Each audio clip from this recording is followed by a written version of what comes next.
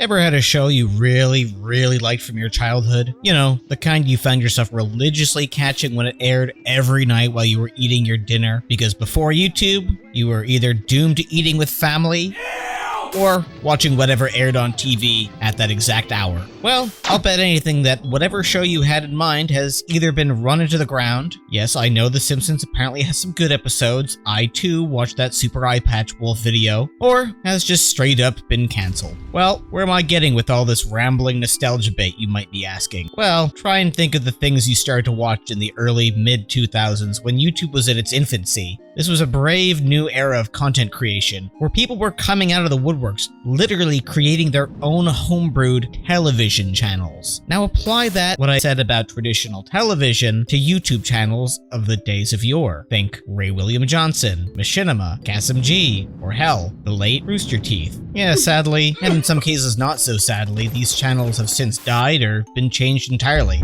Except for Ray William Johnson. This still actually slaps, and you can't take me off that hill I'm dying on. However, my unwavering appreciation for your favorite Martian isn't exactly why we're here today. No, what specifically interests me in making this video is the unfortunate Old Yeller-styled exit the channel Rooster Teeth was recently treated to at the hands of the company that purchased them. Now, of course, most who have done any amount of research into this subject know they're not entirely gone. Several projects are still lined up for them, including a movie in production with Warner Bros. That is, of course, assuming they don't give them the old Batgirl treatment. Oh, you cheeky David Zaslav. Other than that, though, the channel itself has pretty much ended, which has made me realize, was Eric Bador the Yoko Ono of Rooster Teeth? Or was he secretly the man on the inside set out to doom them?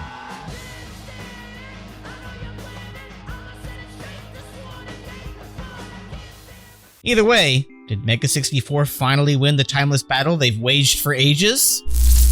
Rooster Teeth. What happened with Rooster Teeth? I didn't get to kind of share my side of it. Sure. We won! Theme song.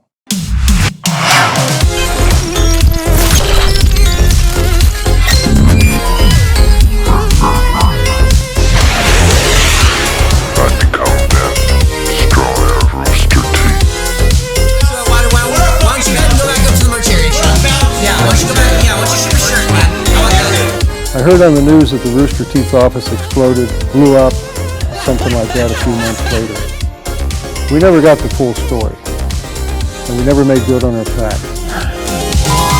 Now, before we get into the thick of it, this humble, deep-voiced narrator will seductively make you follow Mr. Boone. Be sure to hit that like button, subscribe, and ring the bell so you can get more of Mr. Boone's juicy takes on media and internet history. It's a small act of kindness from you, but it means the world to this editor who toils away on these. So with that out of the way, let's get back to that nasally voiced chap. No, but in all seriousness though, these two internet titans were a huge part of my early teens, along with many others, on the early years of the internet. I can't tell you how many hours I spent watching Red vs. Blue and rewatching Mega64's earliest street skits, along with hours upon hours of videos they've uploaded over the years. It really made me think, how did Rooster Teeth fall apart recently, and they've since been doing pretty well for themselves for as niche as they are online? Well, let's just say I'm no internet historian or wavy web surf. I'm simply a doofus who puts out whack video essays on things no one really cares about. Okay, maybe 2 or 3 people care about it, I think. And currently owns 3 Mega64 shirts I had to pay double the price of because Canadian currency is essentially made of chocolate coins and hopes and wishes. But I'd wager to say it's because Mega64 has simply found their niche and stuck to it with absolute pinpoint perfection. The channel has amassed a dedicated fan base that has pretty much become ride or dies to the group, myself included, and this is for good reason. While yes, Rooster Teeth did get bigger and more mainstream, creating television shows, having said shows adapted into mangas across the sea, they lacked the one thing that Mega64 stuck to having for years to come. It should be of no real surprise to anyone that sometimes sticking to your roots can do wonders for a band or any artistic endeavor. I mean, just think of any number of your favorite artists that basically tied themselves down to a major company. Sure, you've got a couple of outliers that still make it and do pretty damn well despite that, but then you still get a couple of Weezers, although fuck you, I enjoyed this album. Okay, bitches, Weezer and it's Weezy.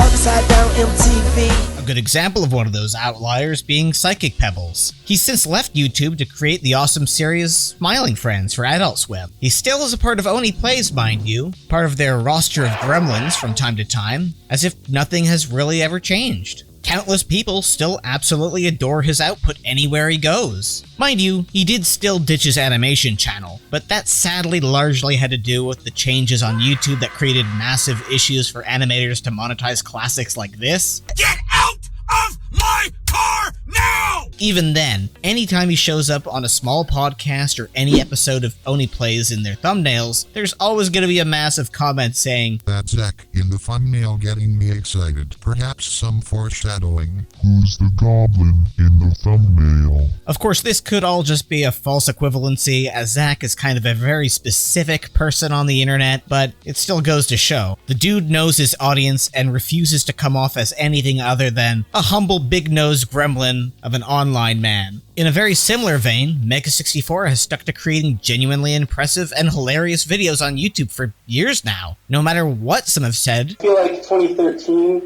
is kind of where that like golden age kind of tapered off. But again, you know, all right, we're done with this call. The golden years are over. You just don't call like that. I mean, he's totally right. There's nothing he said that isn't correct. While they have had awkward moments here and there, ranging from their short-lived funny factory to some fans being less satisfied with them gearing down the jackass tone of the Christmas cast. Can't wait for Christmas cast when Frank gets 3 of these takeout to eat. Oh wait, they don't do that format anymore. What a shame. Okay. Guys, it's been 8 years. We don't do that. They stuck to their brand of indie content creation, with each and every one of the gang producing their own content on the side for their audiences, no matter what the audience size is. The guys just have a passion for making videos, and it pretty much shows in everything they put out. They've never really felt the need to make their podcasts these huge productions like, say, Joe Rogan or the H3H3 podcast, because at the end of the day, what purpose would that really serve? The boys have always been at their absolute best when they produced everything in-house and had an indie do-it-yourself approach to content creation. A very similar sentiment the Only Plays guys have had with their videos. Do you guys want to, like, expand the Let's Play empire, or do you want to just keep it simple? What do you mean, expand the empire? Yeah, I want this to be a friggin' empire. Yeah, I want this to be like early Rome. Do we get a community manager? We should get plumbing. Let's pay some guy $400,000 a year to make bad financial decisions for us. Yes. Are you sure? Yeah. Yes. Okay. Immediately. What did going in here do? It's hired way too many people. Let's hire... That really is the typical LA thing. It's like you come to LA and then people convince you have to have a manager, a lawyer, an agent, like you have 50 people around you sucking off all this money and they do nothing. They do shit you could do. Why spoil the broth with too many cooks? The boys have always been smart, knowing that what they have works well for them. Even if offered buyouts, they know that sticking to their indie roots granted them the most freedom. We have been in the position that people have tried to buy Mega64. And here's the thing. We are in the very fortunate position that Mega64 ends when we say it ends. Yeah, well, that's true. Yeah. And they didn't have control over this with the Patreon, the Twitch subs, buying the merch.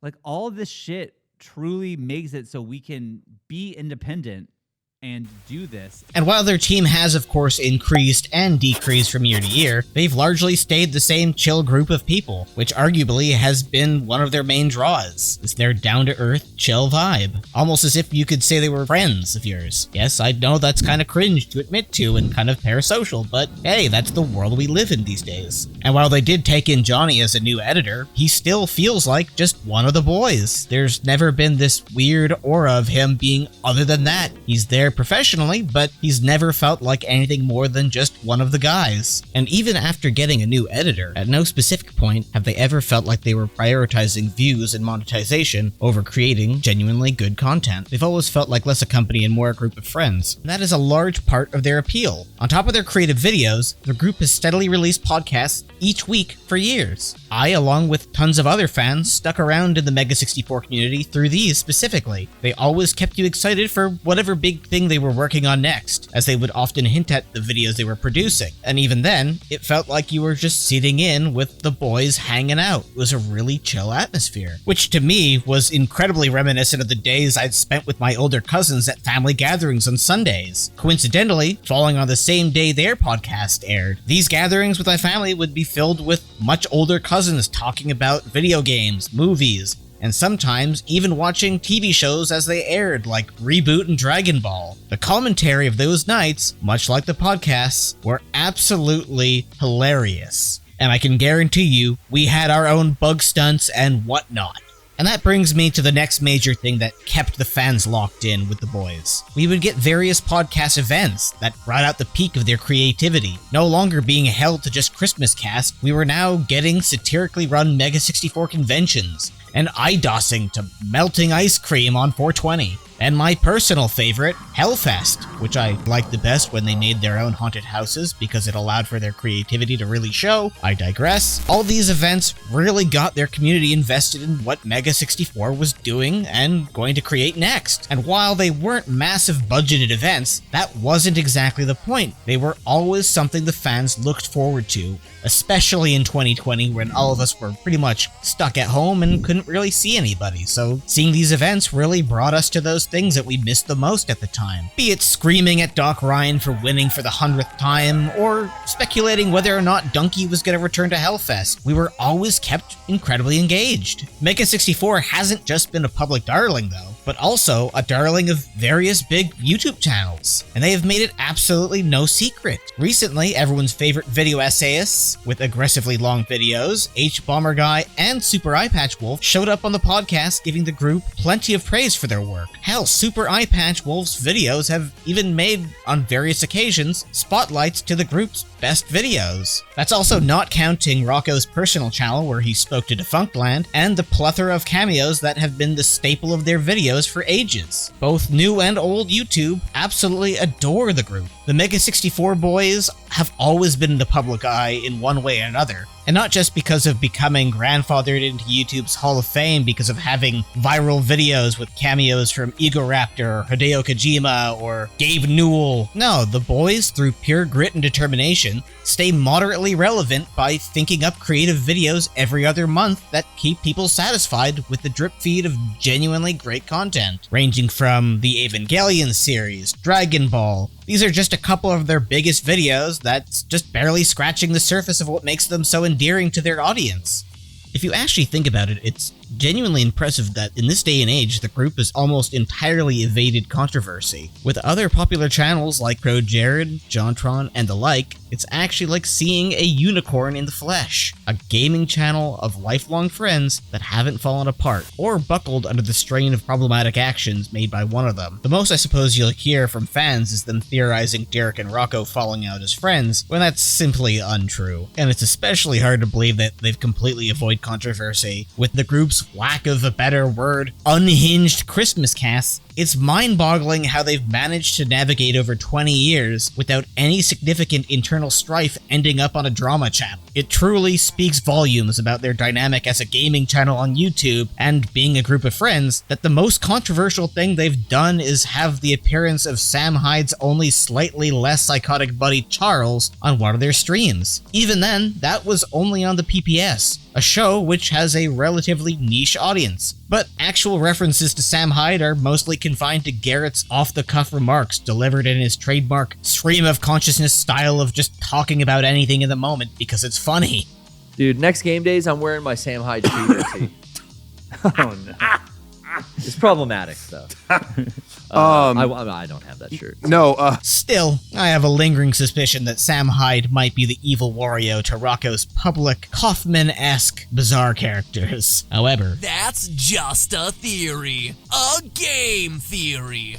Wario impression. I'm coming to kill you in Los Angeles. Sorry, we don't have time for this. We got to. So I guess what I'm trying to say here with this incredibly long-winded video essay is that the guys have had a huge impact on me and many other fans. Not only brightening our weeks with their comedy, but also inspiring us all to be a bit more creative with whatever we have. And while they haven't become massive household names, perhaps due to the lack of edginess in their content, or a reluctance to appeal to the mainstream, they've very comfortably sat themselves in the Hall of Fame of YouTube royalty that has stood the test of time without deteriorating due to drama or anything else. Mega64 has really showed all it takes is a camera and a dream, and a lot of Garrett creating insanely cool suited props. And while not everybody in the early days of YouTube struck it moderately rich like they did, I mean, geez, does anybody remember Big Zeef? I doubt you do. You might remember this video as a kind of hazy fever dream, but the guy was one of my all-time favorite YouTubers and who also had the same dream it, think it, do it attitude to content creation, perhaps leaning a little bit further into the strange, edgy side of YouTube, being very surreal and odd, utilizing hilariously bad costumes, but the guy just did not pull through, unfortunately. This is my call of action. Please, Big Zeef, come back. I need more of this. We return you now to your regularly scheduled program. Mega64 will hopefully stick around with us long into the future, because at the end of the day, nothing is really stopping them but their creativity and drive, even if they don't reach the coveted 1 million subscribers they were always hoping for. Except the total will make that 1 mil, baby. Mega 2024 sweep! But even then, if they don't, their love for the craft and continued modest success, that's something I, as a film student straight out of university, working on and off freelance as a video editor, can only hope for myself.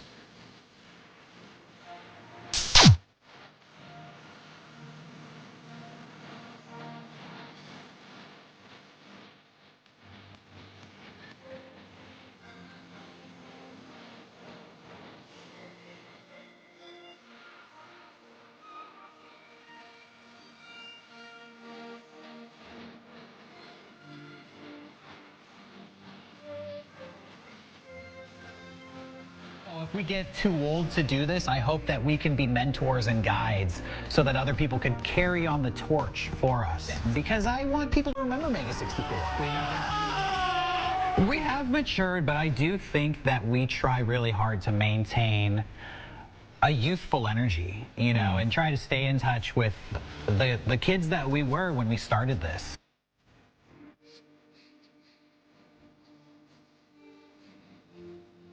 All right, cool. Well, sounds about good for our first try. This is the greatest podcast. Not too ever. bad. Not too bad. Not too shabby. We'll try Maybe- harder next time. We will try harder. You never know who's going to show up on this podcast, but probably nobody. So, all right, we're going to take this out. We've got some tunes for you. This is the Mega64 podcast. We'll see you guys later. This is Derek Acosta signing off.